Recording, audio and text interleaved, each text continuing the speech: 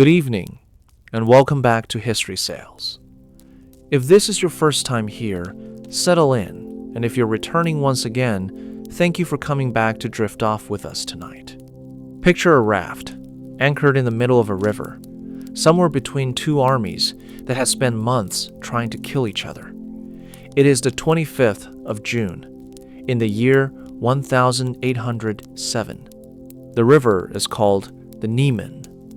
On one bank stand the soldiers of the French Empire, watching in silence. On the other stand the soldiers of Russia, just as silent. And in the center of that river, on a raft built especially for this moment, two emperors are about to meet face to face for the first time, a young Tsar named Alexander, and the man most of Europe considers the devil himself, Napoleon Bonaparte. Neither of them yet knows it. But what happens on this raft will decide the fate of an entire continent for the next 7 years. Take a moment to like this video if these slow histories help you fall asleep, and subscribe only if you genuinely enjoy what we do here. And if you feel like it, drop your location and your local time in the comments. There's something quietly nice about knowing someone else, somewhere else in the world, is settling in to hear the same story tonight. Now settle in, loosen your shoulders, let the day go, and let's begin. For most of the 18th century, Russia had been climbing toward greatness. It had crushed Sweden, humiliated Prussia, and by the reign of Catherine II, no one in Europe dared call the Russians barbarians anymore. But by the early years of the 19th century, Russia found itself dragged into a war it had not chosen, fighting against a French army that seemed unstoppable. Twice, at Austerlitz and again at Friedland, Napoleon's forces had shattered the coalitions raised against him. By the spring of 1807, Alexander's army had been battered, his allies had crumbled, and his generals were telling him, quietly, that peace was the only sensible option left. So the two emperors met on that raft, and for nearly 2 hours they talked alone. Witnesses on both banks could see the two men gesturing, laughing occasionally, leaning toward one another as if old friends. What actually passed between them mattered enormously, because within days, Alexander agreed to something that stunned his own court, not merely peace, but an alliance. Russia and France, enemies only weeks before, were now to stand together. When Alexander returned to St. Petersburg on the 16th of July, the city greeted him with 21 gun salutes and prayers of thanksgiving in the Kazan Cathedral. In Moscow, a bishop stood before his congregation and explained, delicately, that the Tsar's meeting with the Antichrist by the river had somehow cleansed Napoleon of his sins. It was an awkward performance, because for years the church had been ordered to denounce Napoleon from every pulpit in the empire. Among the peasants, the story simply became that the Tsar had gone to a river and made peace with the devil, and that was that. The nobility of Petersburg and Moscow were harder to satisfy than the peasants. Among the officers, the generals, and the guards regiments who had bled at Friedland only weeks earlier, the alliance felt like betrayal, dressed up as diplomacy. And there were good reasons for their unease, because tucked inside the treaty was a clause few outside the two emperors fully understood at first. Russia agreed to join the continental system. Napoleon's blockade meant to strangle British trade and starve Britain into surrender. For a maritime trading nation like Russia, this was no small matter. British ships had long carried Russian timber, hemp, and grain to markets across Europe, and British gold had flowed back in return. Cutting that trade meant cutting the income of Russian landowners, merchants, and the state treasury itself. At first, the damage was tolerable, but as the months passed into years, the strain became impossible to ignore. Russian ports sat half empty, prices for imported goods climbed, Estate owners who depended on grain exports watched their income shrink year after year, while Napoleon's empire seemed only to grow richer and more dominant across the continent. Alexander, for his part, played a careful game. In public, he spoke warmly of his new ally and even met Napoleon again in the German city of Erfurt in the autumn of 1808, where the two emperors staged an elaborate display of friendship for the assembled kings and princes of Europe. But behind the pageantry, both men were already beginning to calculate what the other might do next. Napoleon suspected, correctly, that Russian merchants were quietly finding ways around the blockade, smuggling goods through neutral ships and falsified paperwork.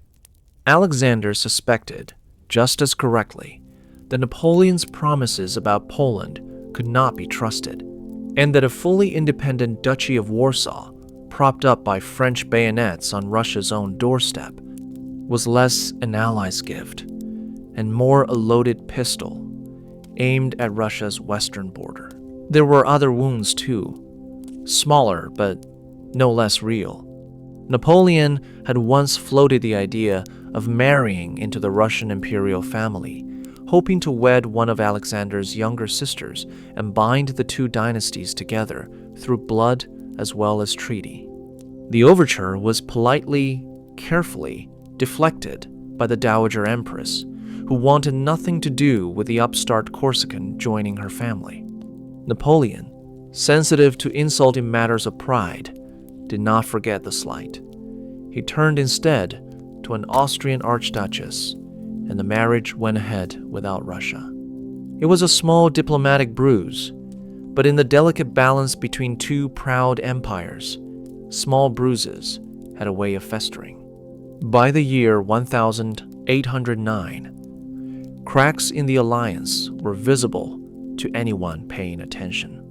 Napoleon went to war against Austria that year, and under the terms of the Tilsit alliance, Russia was technically obligated to send troops to support him. Alexander sent a token force, just enough to satisfy the letter of the treaty, while privately making sure his soldiers avoided any serious fighting. Napoleon noticed. He was not a man inclined to overlook half-hearted support from an ally he had once called a friend. Meanwhile, inside Russia itself, the machinery of the state was quietly shifting toward preparation for a conflict that neither side had yet declared. The instincts of the court, the whispers among the generals, and the plain evidence of Napoleon's ambitions across Germany and Poland all pointed toward the same uncomfortable conclusion. The peace signed on that raft in the Niemen was not going to last. Alexander needed a war ministry that could actually organize an army capable of standing against the most formidable military machine Europe had ever produced, and he knew exactly whom he wanted to build it. On the 25th of January, 1808, a stern and deeply unpopular general named Alexei Arakcheyev was appointed Minister of War. Almost no one at court wanted him there. The Dowager Empress opposed it. The Empress herself opposed it. Nearly every officer with influence in the capital opposed it. But Alexander understood something the rest of his court did not yet fully grasp. The raft on the Niemen had bought Russia time, nothing more, and that time was running out. The winter of 1808 found Alexei Arakcheyev sitting alone in his office late into the night, surrounded by ledgers no one else wanted to read. The war ministry he had inherited was, by every honest account, a mess. Supply lines existed mostly on paper. Regiments reported strengths that bore little relation to the men actually standing in formation.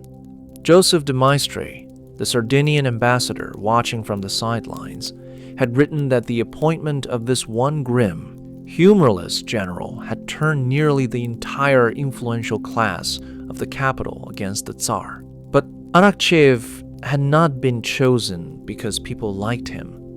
He had been chosen because Alexander had watched the chaos of the previous war and decided that charm was a luxury Russia could no longer afford.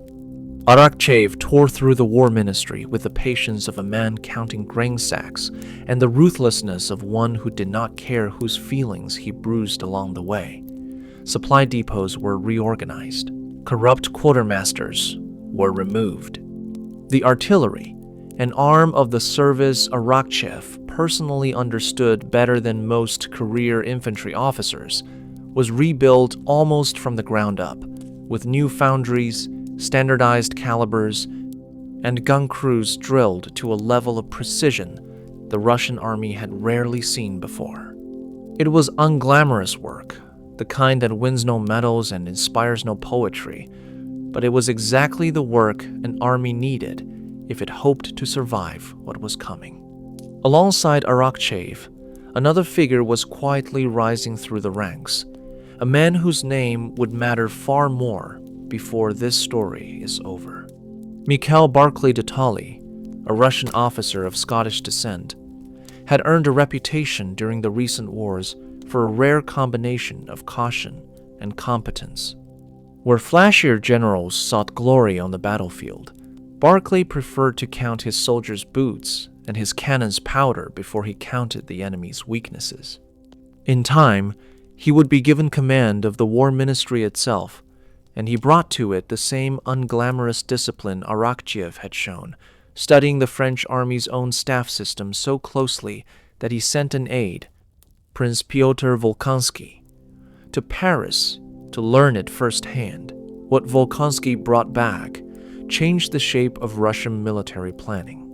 The French had developed something the Russian army had never possessed in any organized form: a professional staff system capable of moving tens of thousands of men across vast distances with something approaching precision, tracking supply, coordinating multiple army corps, and translating an emperor's intentions into orders that actually reached the men who needed to carry them out.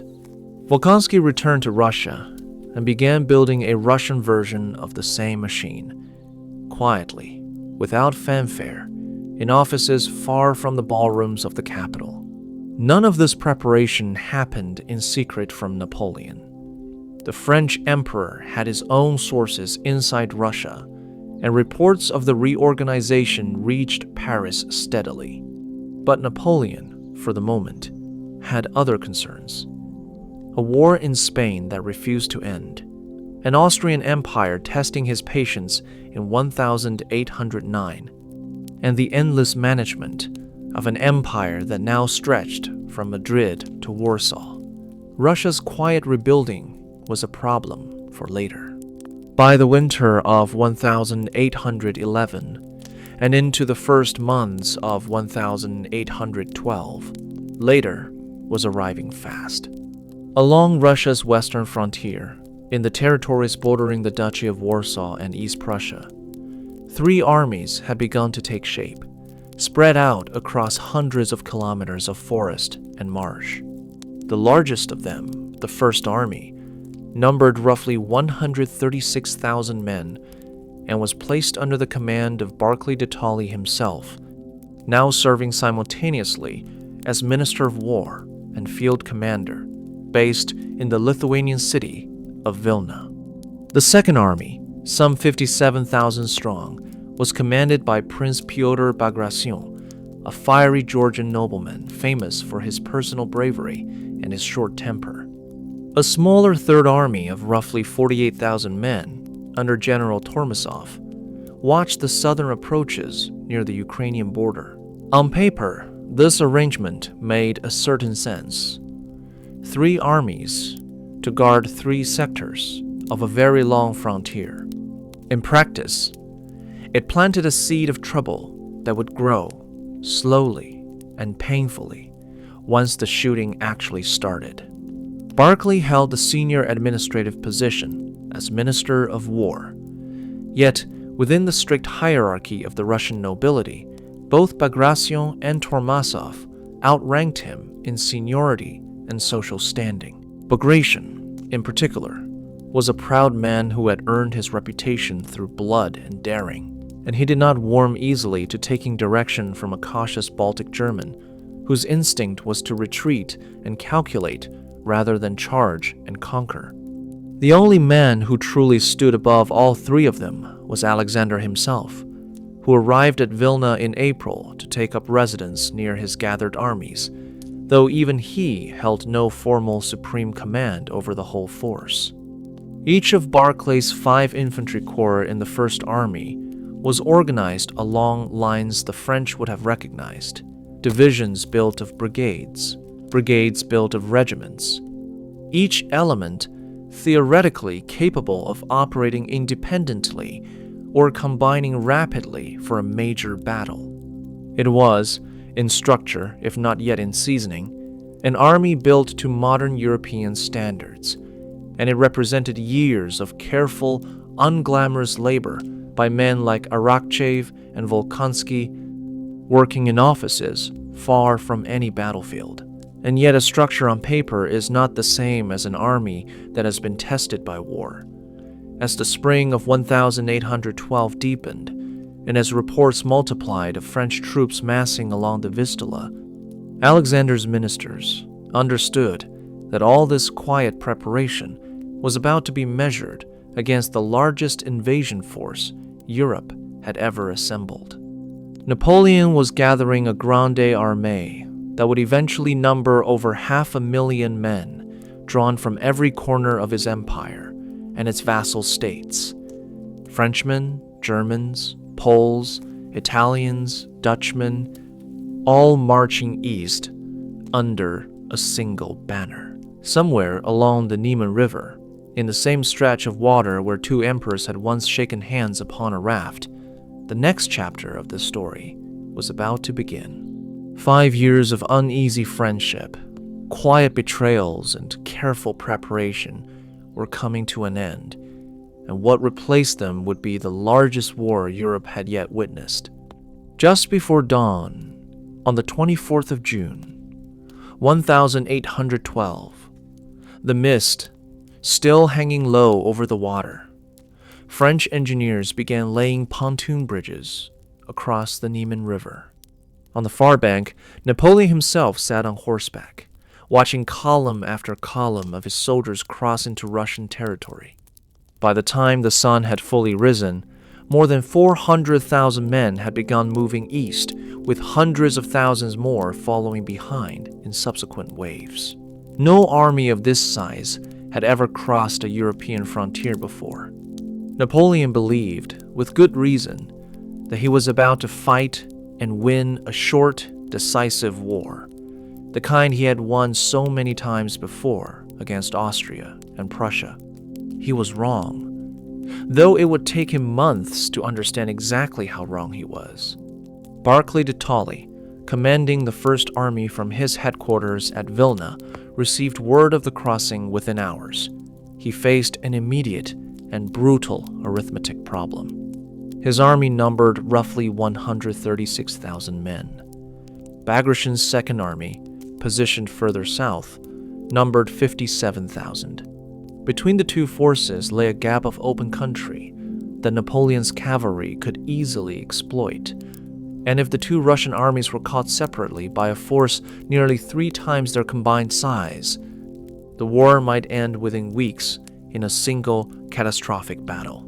Barclay made a decision that would define the entire campaign and cost him, personally, an enormous amount of goodwill among his own officers. He ordered a retreat, not a panicked flight, but a deliberate, grinding withdrawal eastward, buying time, avoiding a general engagement, and hoping desperately that Bagration's army could maneuver north to join him before Napoleon could force a battle on unfavorable terms. To the officers and soldiers of the First Army, this looked like cowardice, or worse, betrayal. Russian soil was being abandoned to the invader without so much as a serious fight.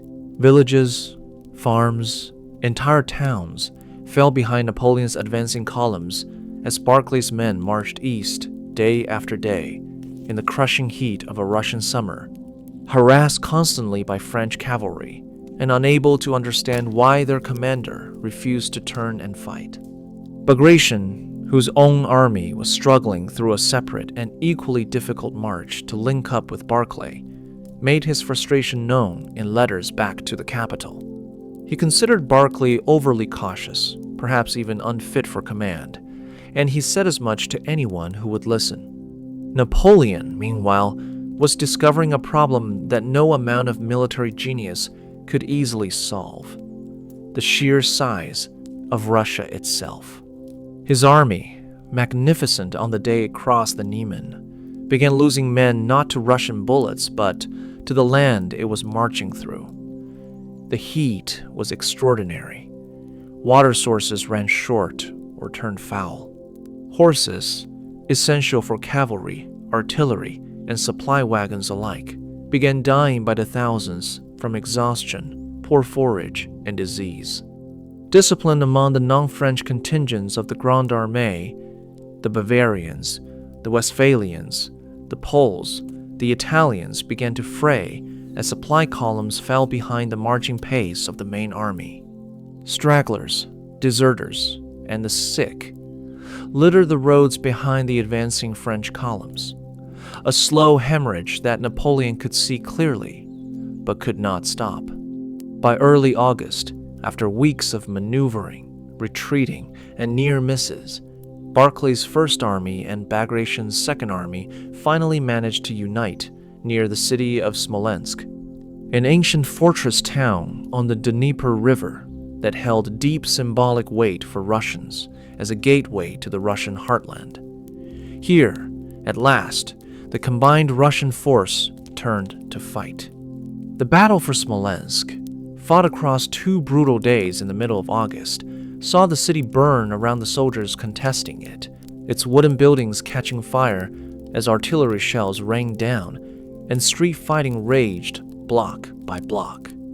In the end, Barclay ordered another withdrawal, judging correctly that holding the burning ruins of Smolensk against Napoleon's superior numbers would only destroy his army for the sake of a symbolic gesture. The city fell, smoking and half-ruined, into French hands. The loss of Smolensk was the breaking point for Barclay's position within the army and at court. Whispers that had circulated quietly for weeks now became open criticism. A foreign-born general with a German name, retreating again and again while Russian soil burned, was more than the pride of the officer corps and the nobility could bear.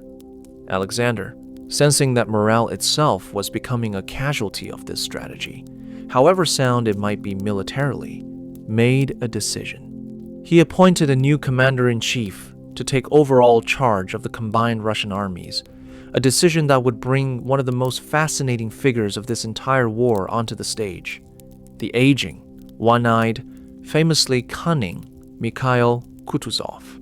Kutuzov arrived to take command in late August, greeted by soldiers and officers alike as something close to a savior, a Russian face, and a Russian name in place of the cautious Baltic German they had grown to distrust. And yet, within days of taking command, Kutuzov made a discovery that must have troubled him deeply. Barclay's strategy of retreat, whatever its cost to popular morale, had been correct all along. The Russian army was still too weak, too outnumbered, to risk a full engagement against Napoleon's main force. But Kutuzov also understood something Barclay perhaps had not fully weighed. An army that retreats forever, without ever standing to fight, loses something a nation cannot easily replace: its own belief that it can win. Somewhere ahead, along the road to Moscow, near a small village whose name few people outside Russia had ever heard before, Kutuzov began looking for ground on which his army could finally turn and make its stand. The village was called Borodino.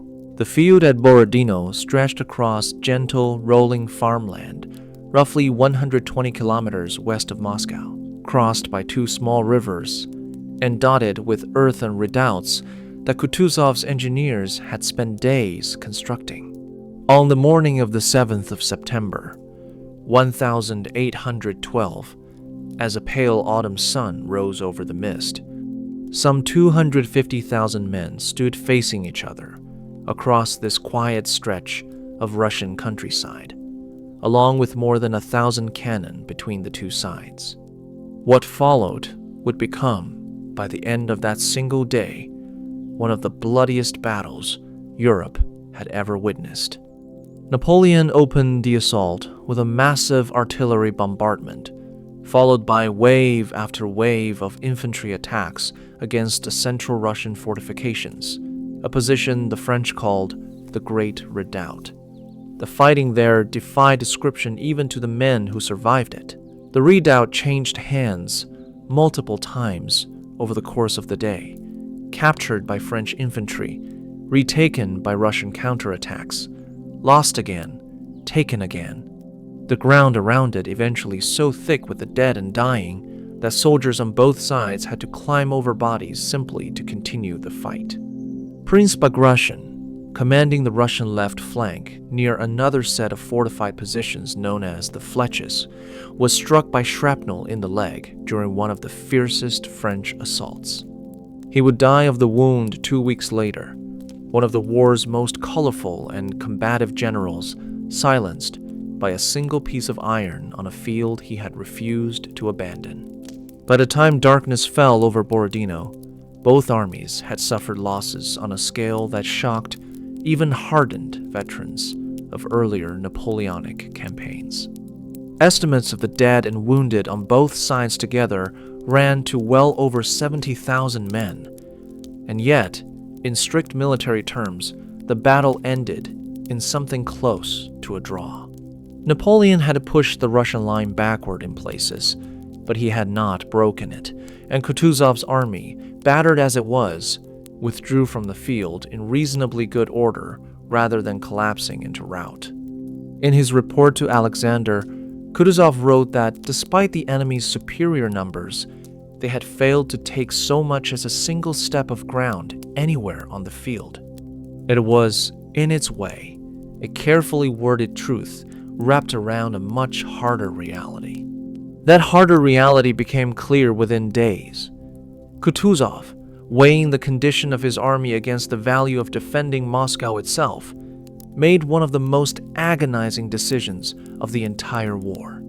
Rather than risk his remaining forces in a second battle to save the ancient capital, he chose to abandon the city without a fight, withdrawing his army south and east, away from Moscow, to preserve it as a fighting force for the campaign still to come. On the 14th of September, French troops marched into Moscow, largely unopposed, and Napoleon himself entered the city, expecting the customary rituals of conquest. A delegation of nobles bearing the keys to the city, a formal surrender, the beginning of negotiations for peace. Instead, he found the city almost entirely empty.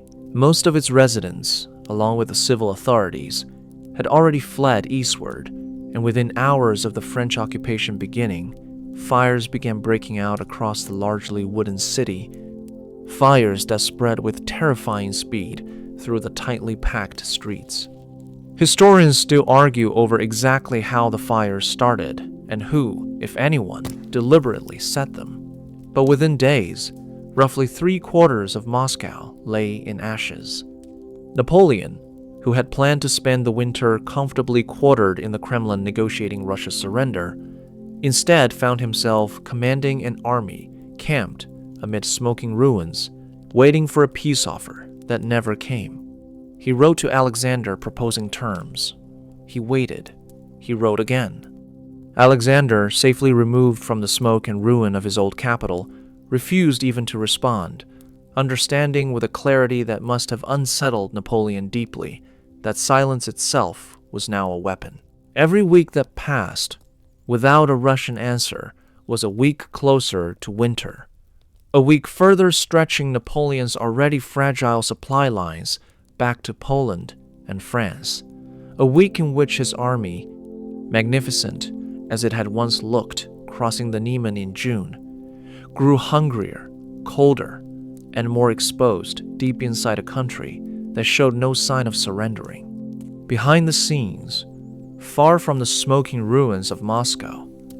An entirely different war was being fought, one of supply depots, militia levies, and desperate improvisation as the Russian state scrambled to keep its armies fed, equipped, and reinforced through the coming winter. That story, quieter and less dramatic than the fires of Moscow, would prove every bit as important to what happened next. Behind the smoke of Moscow, in the provincial capital of Nizhny Novgorod, some 1,840 kilometers from the western frontier, tens of thousands of freshly conscripted Russian peasants were being drilled, clothed, and armed for a war most of them barely understood. War Ministry officials had calculated that it would take 15 weeks simply to march reserve troops from these training grounds to the front lines in Poland and Germany. This was the unglamorous machinery that made everything else in this story possible, and it belonged, in large part, to the same man who had built the War Ministry from chaos years earlier, Alexei Arakcheyev, now overseeing an effort to mobilize resources on a scale Russia had never before attempted. While Arakcheyev and his officials wrestled with logistics, Alexander himself was occupied with a different kind of planning. Sitting in St. Petersburg, drafting the outlines of a counteroffensive meant not merely to push Napoleon out of Russia, but to destroy the Grande Armée entirely. His plan called for Russian forces converging from the north, under General Wittgenstein, and from the south, under Admiral Chichagov, to close in on Napoleon's line of retreat like the jaws of a trap, cutting off his escape route back toward Poland, while Kutuzov's main army pressed from behind. Napoleon, for his part, understood by mid-October that Moscow had become a trap of his own making. With no peace offer from Alexander, winter approaching, and his army's supplies dwindling by the day, he gave the order to abandon the ruined city and begin the long march home. He hoped to retreat along a southern route through country. His army had not yet stripped of food and forage, but Kutuzov's forces blocked the way at the town of Maloyaroslavets, forcing the French back onto the same devastated road they had marched in on, a road already picked clean of provisions during the advance. What followed over the coming weeks became one of the most catastrophic retreats in military history. Early snows arrived unusually soon that year, and temperatures plunged well below anything the majority of Napoleon's soldiers, many of them from France, Italy, or the warmer parts of Germany, had ever experienced. Horses died by the thousands, their carcasses left frozen along the roadside, forcing French gunners to abandon cannon after cannon simply because there were no animals left to pull them. Discipline collapsed steadily as hunger, cold, and exhaustion took their toll, and columns of starving, frost-bitten men, no longer resembling the magnificent army that had crossed the Niemen in June, staggered westward, pursued relentlessly by Cossack cavalry that harried their flanks day and night. The climax of this disaster came at the Berezina River in late November, where Napoleon's engineers, working in freezing water under constant enemy fire, built 2 rickety pontoon bridges to allow the remnants of the army to cross to the western bank. The crossing itself became a scene of horror. Thousands of soldiers, camp followers, and stragglers crushing forward onto the narrow bridges as Russian artillery found their range, the bridges eventually collapsing under the weight of the desperate crowd, drowning uncounted numbers in the icy river. And yet, despite the chaos, despite the trap Alexander had so carefully designed, Napoleon's core force slipped through. Chichagov's army from the south arrived late and moved with less decisiveness than Alexander had hoped, and a portion of the Grande Armée, battered and diminished almost beyond recognition, escaped westward, across the Berezina, and out of Russia entirely. By December, of the more than 400,000 men who had marched east that summer with such confidence, Only a shattered fraction remained under arms, the rest dead, captured, or scattered across the frozen countryside of Russia. Napoleon himself, learning of political troubles brewing in Paris, left his army in the hands of subordinates and rushed ahead by sleigh, arriving back in the French capital on the 18th of December to begin, almost immediately, the work of raising an entirely new army. For Alexander, the destruction of the Grande Armée inside Russia's borders was a victory beyond anything he could have imagined when Napoleon's soldiers first crossed the Niemen that summer. But it was not, in his mind, an ending. Standing at Vilna as the last days of the year passed, he understood that Napoleon, however weakened, was already rebuilding, and that the war which had begun on Russian soil would not truly be decided until it followed Napoleon back across Europe itself. On the 22nd of December, 1812, Alexander arrived at Vilna, the same city from which he had watched his armies march to war just months before. This time, though, he brought a smaller retinue than in years past. 3 men in particular who would remain at his side through everything still to come. Prince Pyotr Volkonsky handled military affairs at his right hand. Alexei Arakcheyev continued managing the endless work of mobilization, militia, and reinforcements.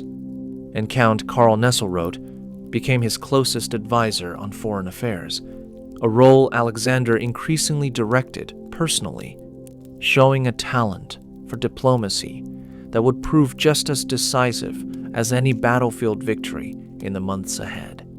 The question Alexander now faced was whether to stop at Russia's own borders, having achieved the extraordinary feat of destroying Napoleon's army, or to press onward into Europe itself and finish what had been started. He chose to press on, and in doing so, he set in motion what became, in effect, a race between Napoleon and his enemies, over who could rebuild an army faster and get it to the battlefields of Germany first. Napoleon held every advantage in this race. He had returned to Paris in December and immediately began conscripting, training, and equipping a new Grand Army, drawing on France's deep reserves of manpower and his far shorter supply lines.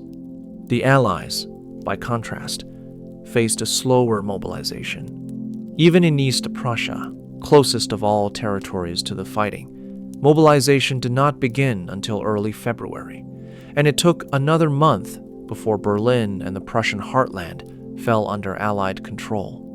Russia's own reinforcements faced a journey of some 2,000 kilometers merely to reach the training depots deep in the interior, before marching still further to reach Saxony and Silesia. Diplomacy moved as slowly and as consequentially as the armies themselves.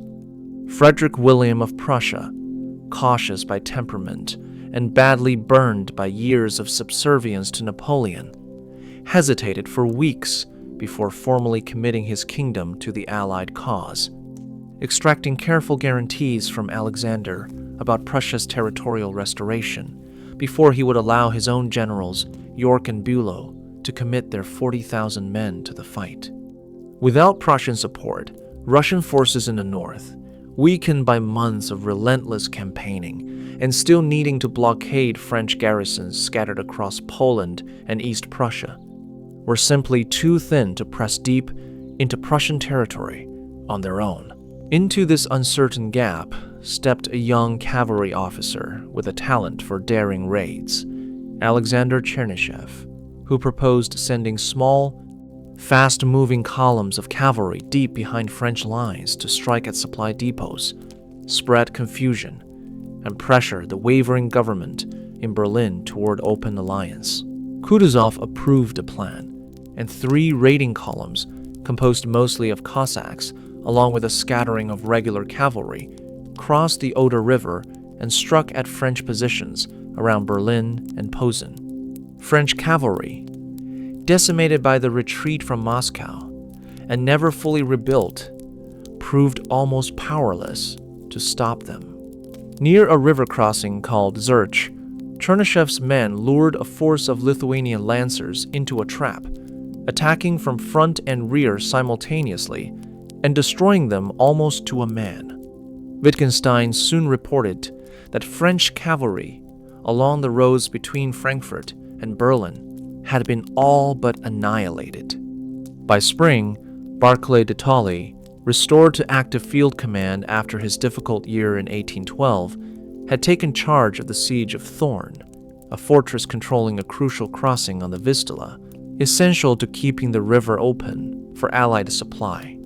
The pattern that had defined the previous year's campaign repeated itself in new form.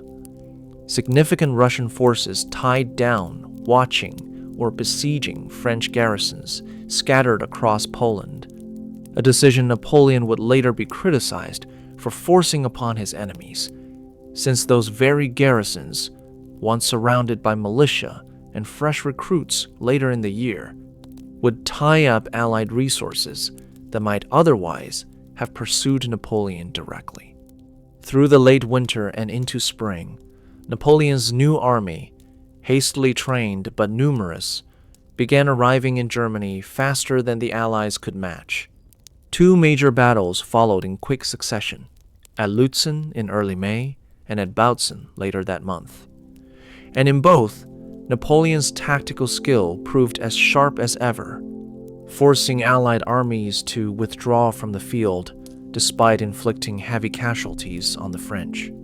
It was not the crushing victory Napoleon needed to shatter the coalition entirely, but it was enough to remind everyone in Europe that the man who had lost an empire's army in the snows of Russia had not lost his gift for war.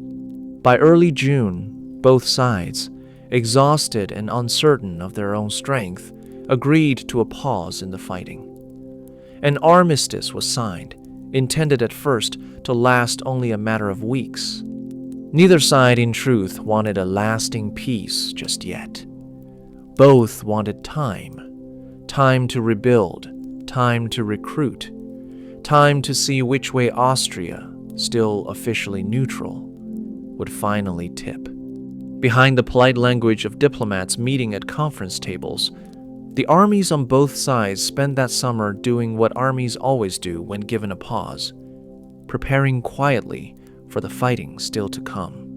The armistice that began in June 1813 was supposed to last only until the 20th of July, a brief pause meant to let both exhausted armies catch their breath. But Austria, playing a careful and increasingly decisive role as mediator, pushed hard for an extension, and both sides, still not confident enough to gamble everything on renewed fighting, reluctantly agreed to stretch the truce to the 10th of August. In the city of Prague, diplomats from both camps gathered around conference tables, exchanging proposals and counter-proposals, discussing terms that, on the surface, concerned borders, thrones, and the shape of a post-war Europe. In truth, Austria had already made its choice.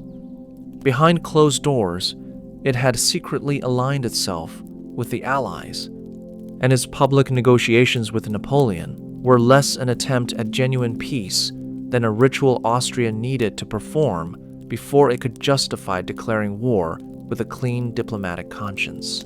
Napoleon understood, at least in part, what was happening.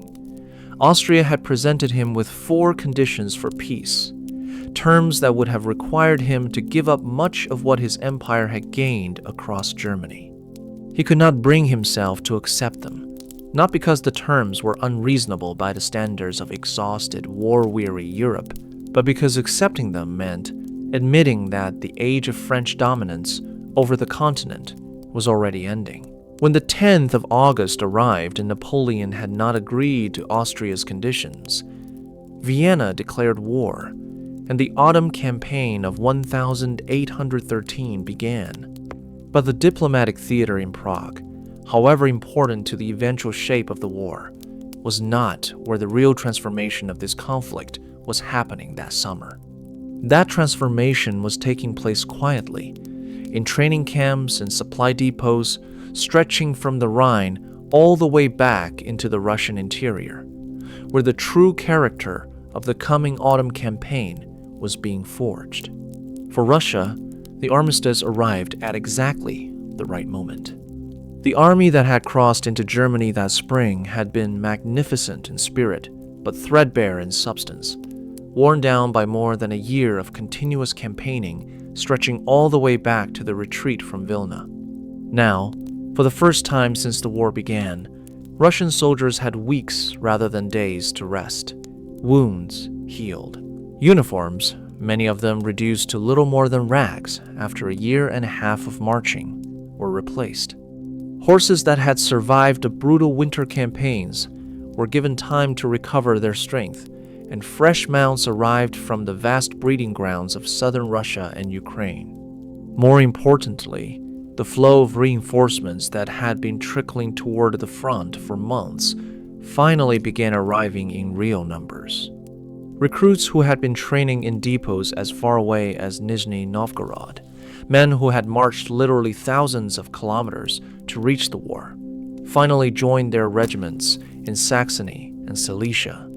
Swelling formations that had been dangerously thin only weeks before.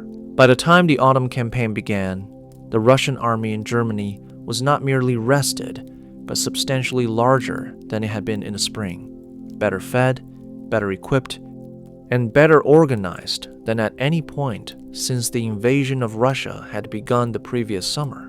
This quiet rebuilding was not simply a matter of numbers.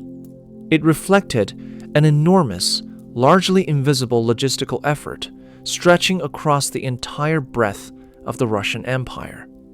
An effort that involved moving hundreds of thousands of men, along with the food, weapons, uniforms, and horses needed to sustain them, across distances that dwarfed anything Napoleon's own supply system needed to manage from France to Germany.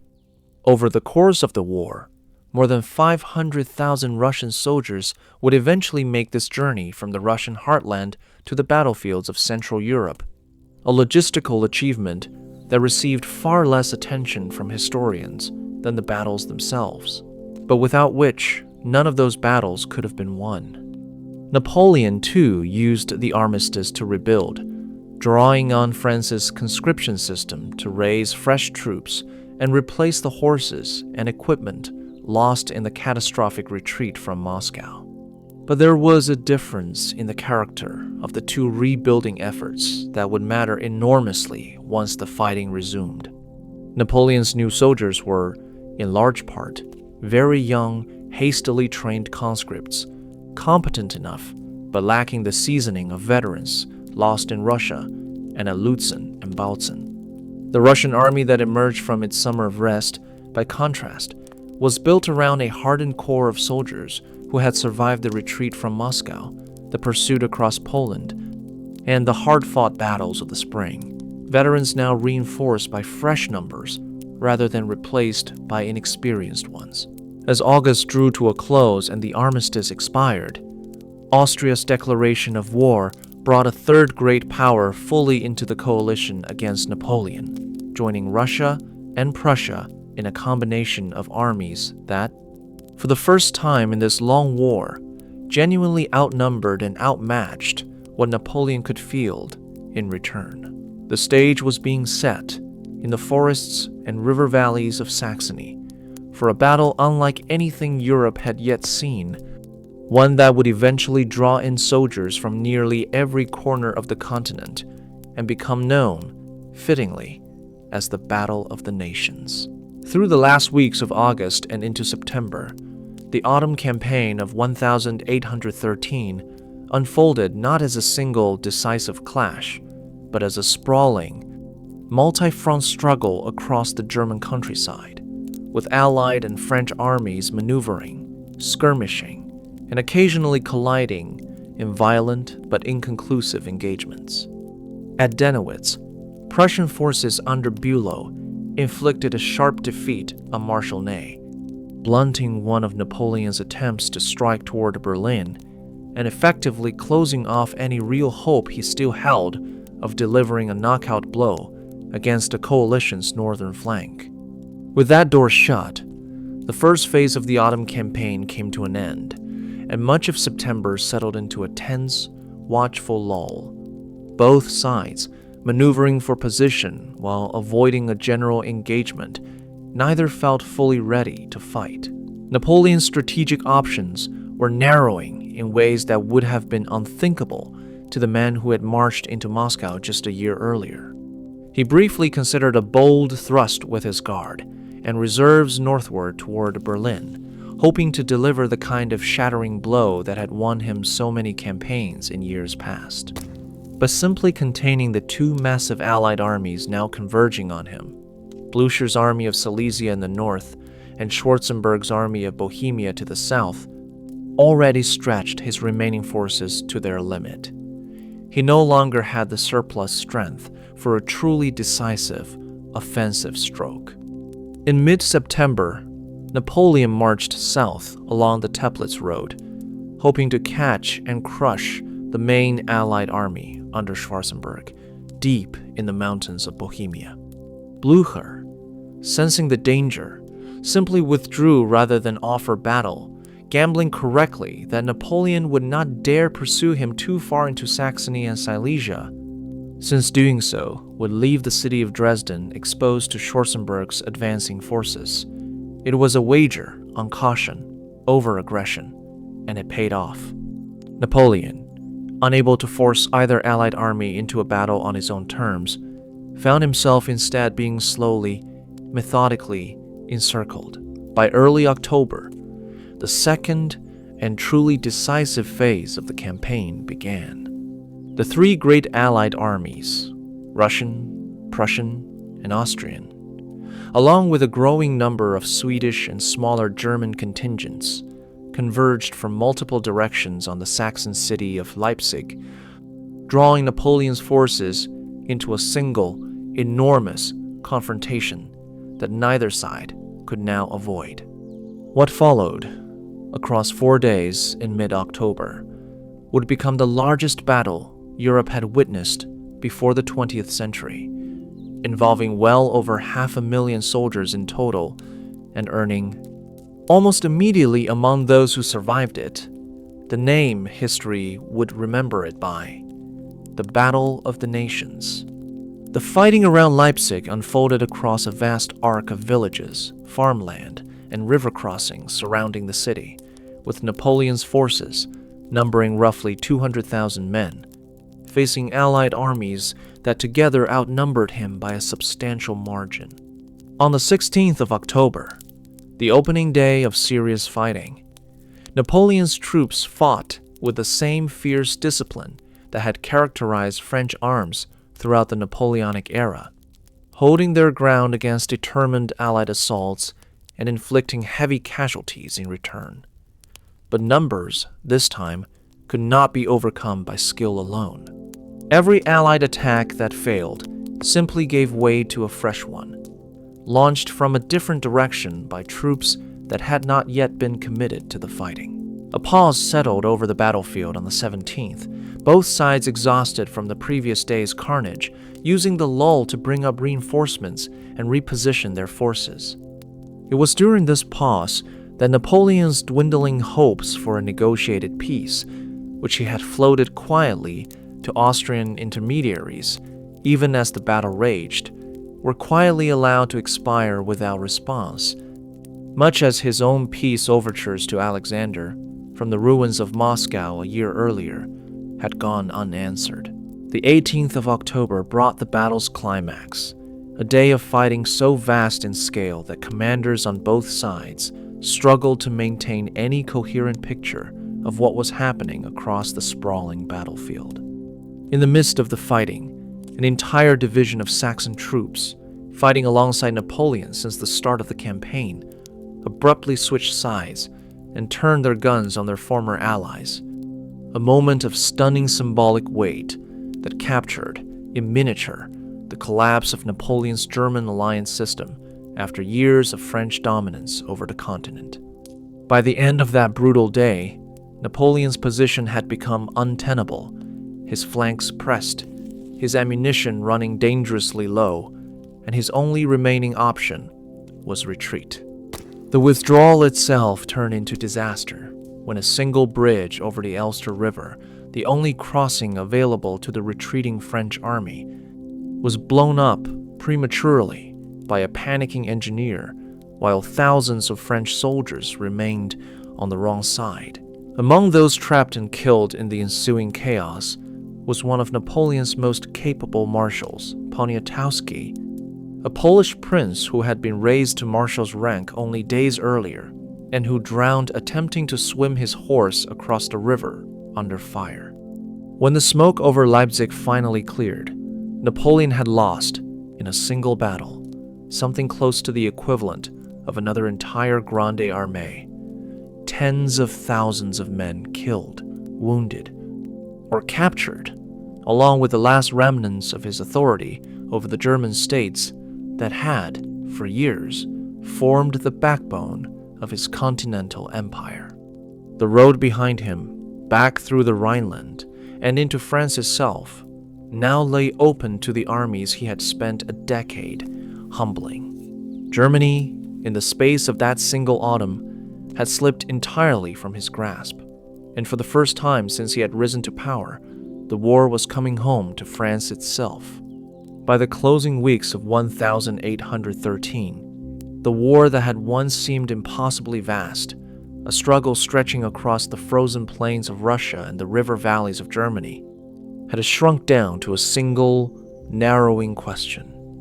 What would happen when the Allied armies finally crossed into France itself? The Treaty of Teplitz, signed back in September, had bound Russia, Prussia, and Austria to the goal of driving Napoleon across the Rhine and restoring German independence.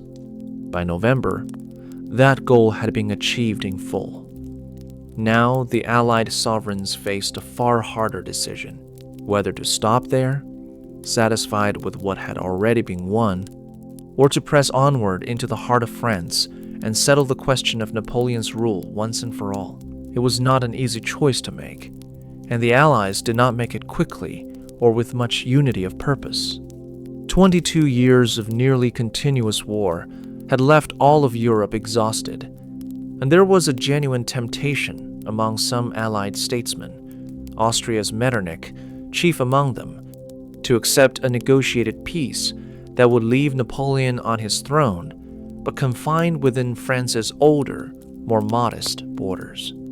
Such a peace would have been quick, and it would have spared everyone the uncertainty of invading a country that, whatever Napoleon's recent defeats, still possessed formidable resources and a leader whose talent for war had not visibly diminished. But others among the Allies, Alexander foremost among them, doubted whether any peace with Napoleon still in power could ever truly last. While the diplomats debated, the armies began to move. In the final days of December and the opening weeks of January, Allied columns crossed the Rhine at multiple points. Blücher's army of Silesia pushing through the Middle Rhine, while Schwarzenberg's larger force advanced further south through Switzerland, a violation of Swiss neutrality that raised diplomatic eyebrows, but which the Allies judged worth the risk. For the first time since the wars of the French Revolution had begun 2 decades earlier, foreign armies stood on French soil in serious numbers, advancing toward Paris itself. Napoleon, whatever ground he had lost at Leipzig, had not lost his gift for war, and the campaign of 1814 would prove, in the eyes of many military historians who came after, to be among the most brilliant of his entire career, fought as it was with a fraction of the resources he had commanded in his years of triumph. With an army numbering barely 70,000 men against Allied forces that together totaled well over 3 times that number, Napoleon turned to a strategy of rapid, exhausting maneuver, striking at the separated columns of Blücher's army, one after another, before they could combine, winning a rapid sequence of sharp, bloody victories in the space of just a few weeks across the region east of Paris. These victories, however impressive tactically, could not change the underlying arithmetic of the war. Every soldier Napoleon lost in these battles was, by this stage of the conflict, essentially irreplaceable, drawn from a France that had already given up a generation of young men to 2 decades of continuous warfare. The Allies, by contrast, however battered in individual engagements, could absorb losses and continue advancing.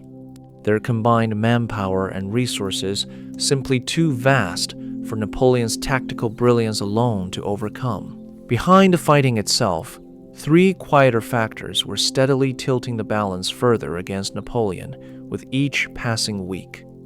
On the matter of supply, Russian quartermasters, working under the direction of officers whose names rarely appear in the grander accounts of this war, had managed to push mobile supply depots forward through Germany and into France itself, keeping Allied troops fed even as they advanced deep into hostile territory, an achievement of unglamorous but essential logistics that mirrored the earlier efforts back in Russia.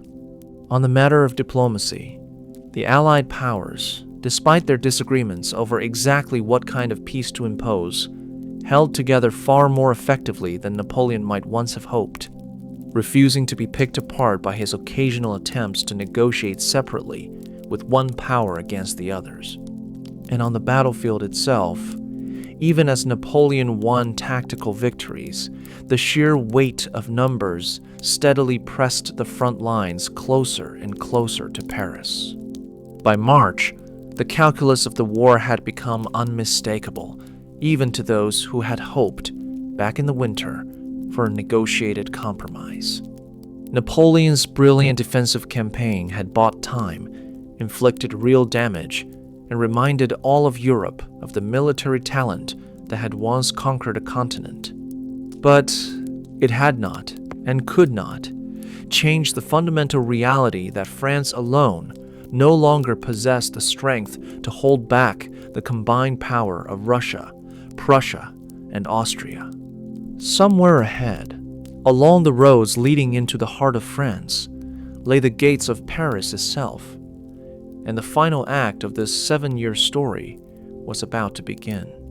On the morning of the 30th of March, 1814, the hills surrounding Paris echoed with artillery fire for the first time in the city's modern history. Allied troops, Russian and Prussian infantry advancing side by side, fought their way through the heights of Montmartre and the eastern approaches to the capital against a hastily assembled French defense that included regular soldiers, National Guardsmen, and even a scattering of young cadets pressed into service in the war's final hours. By late afternoon, with the city's outer defenses collapsing and no realistic hope of holding the capital itself, French commanders sent word requesting terms.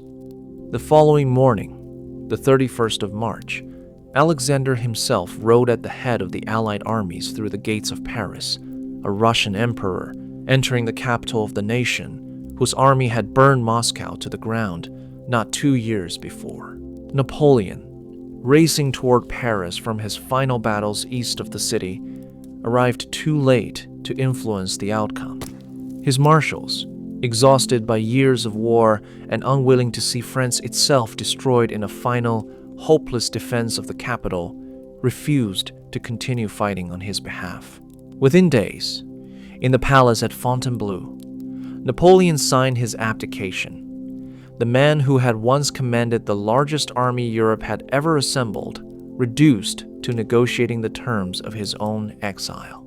He was given the small Mediterranean island of Elba to rule as a miniature sovereign state, a strange and almost gentle ending for a man who had reshaped the map of an entire continent through 2 decades of war. Into the vacuum left by Napoleon's fall stepped the restored Bourbon monarchy, King Louis XVIII, returning to a throne his family had lost to revolution a generation earlier. For the soldiers who had marched from Moscow to Paris, Russians, Prussians, Austrians, and their allies alike, the entry into the French capital marked something they could genuinely permit themselves to call victory. A war that had begun with an invasion of their own homeland ending against every reasonable expectation in the streets of the enemy's own capital city. It would not, however, prove to be quite the end of the story. Less than a year later, Napoleon slipped away from his small island exile and returned to France, reclaiming his throne for a brief period that history would remember as the 100 Days, forcing Russian troops who had only just begun the long march home to turn once more toward the west. A Russian army, numbering some 150,000 men, had already reached the Rhine again, with General Karl von Toll arriving in Belgium to coordinate with Wellington and Blücher. When the final chapter of the Napoleonic Wars was settled, this time without Russian blood being spilled on a Belgian field near a village called Waterloo. But that final coda should not diminish what had already been accomplished in the spring of 1814.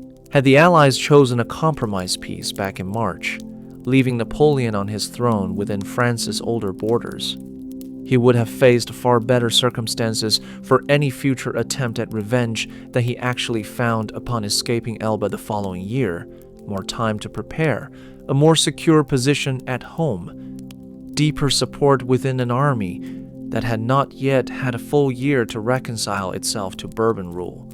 The complete victory won in the spring of that year, however costly and however briefly threatened by Napoleon's sudden return, had been the right choice all along. And so, as this long war finally draws to its close, it is worth pausing to look back across the whole distance this story has traveled.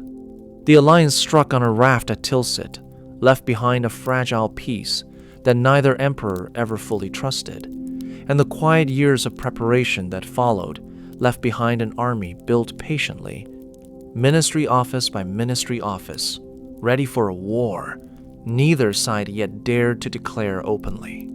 The invasion of Russia left behind the ashes of Moscow and the frozen banks of the Berezina, a Grande Armée that marched into a country of 400,000 strong and crossed back out as a broken remnant. The winter campaign that followed left behind the machinery of Russian mobilization, the quiet, unglamorous labor of moving hundreds of thousands of men and their supplies across the vastness of an empire, work that made every battle afterward possible. The spring of Germany left behind a shifting map of alliances. Prussia won over at last, Austria still calculating, and the first proof that Napoleon's mastery of war had not disappeared even after Russia.